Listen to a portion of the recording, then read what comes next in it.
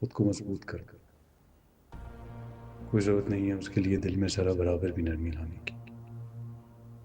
उसकी खता कोई मामूली नहीं है। उसने मियाँ बीवी के रिश्ते में खयानत की, इसकी कभी भी माफ़ी नहीं मिलती, ना ही मैं उसे माफ़ करूँगा।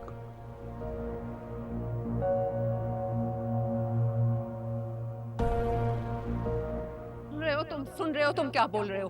देख रहे हो किसको बोल रहे हो? बीवी हूं मैं तुम्हारी, भूल क्यों गए हो?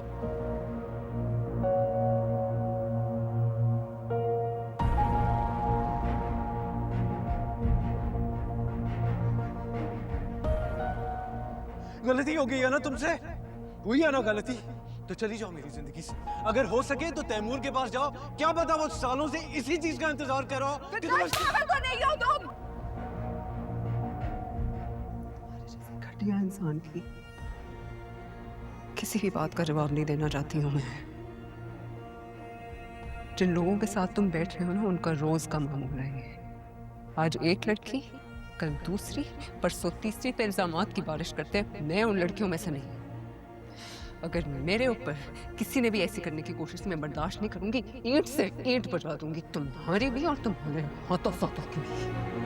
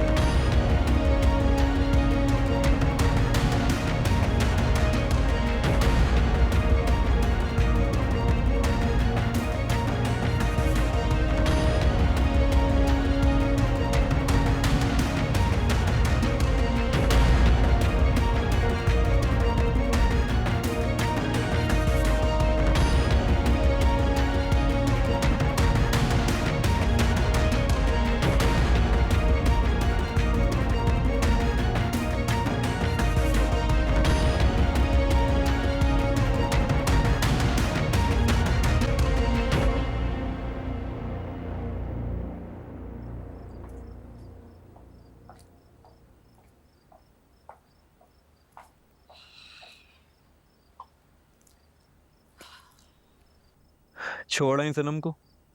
हाँ छोड़ आई। क्या हुआ? शाज़मीन से मुलाकात हुई मेरी।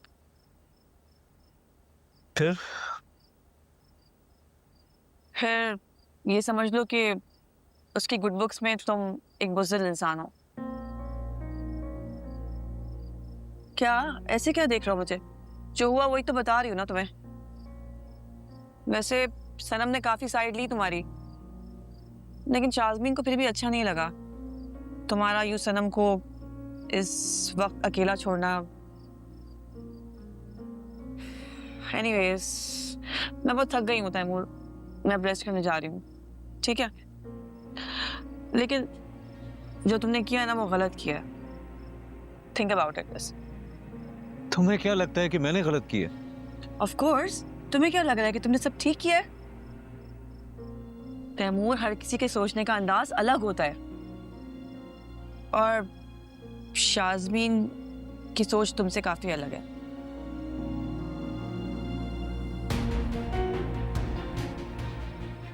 Good night.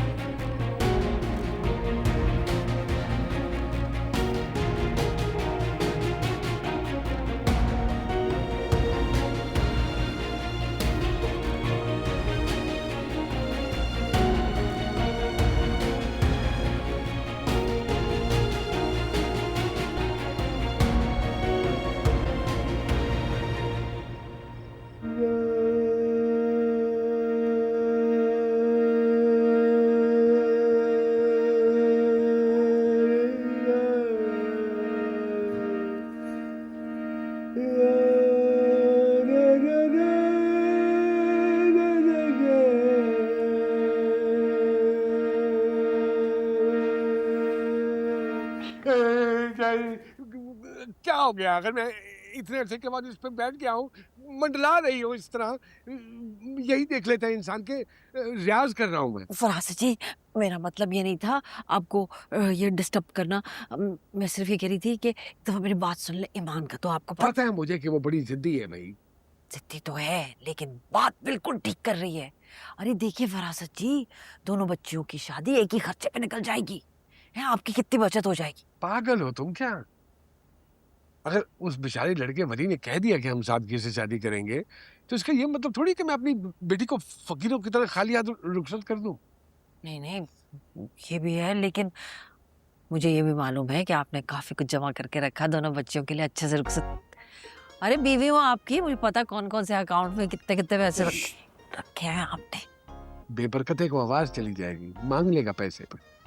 सुने खाला अम्मा ने एक एक सेट बनाया हुआ सोने का, एक एक हम इजाफी बना देंगे। मुझे सिर्फ ये हो रहा है कि ये सारी जल्दी की वजह जो है ना हम आ जाए। आपको याद है जब हफ्सा वाला वाकया हुआ था तो कैसे बेकाबू हो गई थी ईमान। मैं कह रही हूँ लंबी मंगनी के चक्कर में खुदा ना खास्ता कुछ हो गया तो कैसे संभालेंगे ईमान को, जल्दी रोक सकते। अच्छा, शमा भाभी आती है तो बात करता हूँ आपसे। ठीक। अब मैं थोड़ा सा अच्छा अच्छा, उसने एक और ख्याल आया है जहन में। बच्चियों की शादी पे जो संगीत रखेंगे उस पे किसी को बुलाने की क्या जरूरत है, आप खुद ही कर लीजिए। क्या कर रहा हूँ? उसी की तो रियाजत कर रहा हूँ मैं, उसी की कर रहा हूँ। समझता हूँ तुम्हारे दिमाग को। कैसे सोच लेते हैं पहले से। अच्छा, थोड़ा सा ध्यान हाँ दो। हाँ, नहीं नहीं, करे करे थोड़ा सा करे करे माशा। जाओ ना, मुझे अच्छा। शर्म आती है। जाओ जाओ। चले करे आराम से, अब मैं आपको तंग नहीं करेगा, बस सही है, ठीक है, समझ में आ गया।